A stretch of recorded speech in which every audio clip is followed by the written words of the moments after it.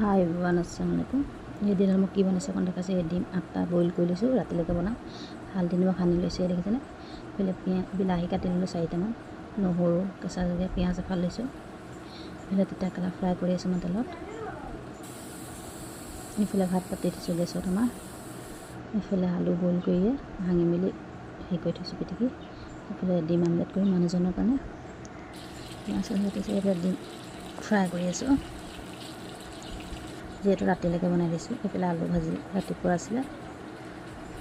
এইফালে হাজবেণ্ডৰ ভাত, এইফালে দাইল,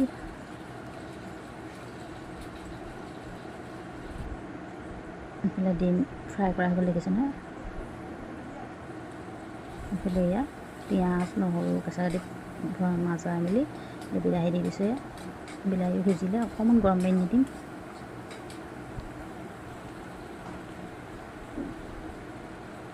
গৰম পানী অকণ দি দিম।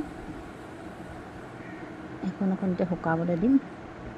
শুকোৱাৰ পিছতে পিটিকি লোৱা আলুখিনি দি দিম। ইয়াত ডিম তৰকাৰী বনাম যিহেতু মই সেয়ে। এইফালে ৰাতিৰে কুন্দুলি ভাজি আছিলে, এই হাজবেণ্ডে খাব। আলু তৰকাৰী নাখায়, ডিম দি। আপোনালোকৰ ভিডিঅ'টো চাই পেলাই লাইক, কমেণ্ট, শ্বেয়াৰ, ছাবস্ক্ৰাইব কৰিব। এই আলুখিনি ঢালি দিলে দেখিছেনে। এইখিনি উতলিব অকণ দিম, তাৰপিছত ডিমখিনি ঢালি দিম ইয়াতে। এইফালে মানুহজনৰ কাৰণে ডিম আমলেট কৰি আছোঁ। আপোনালোকে ভাত পানী বনালেনে? আজিৰ দিনৰ সাঁজ আমি এনেকৈয়ে খাম। মই ৰাতিলৈকে বনাই দিছোঁ। ধুনীয়া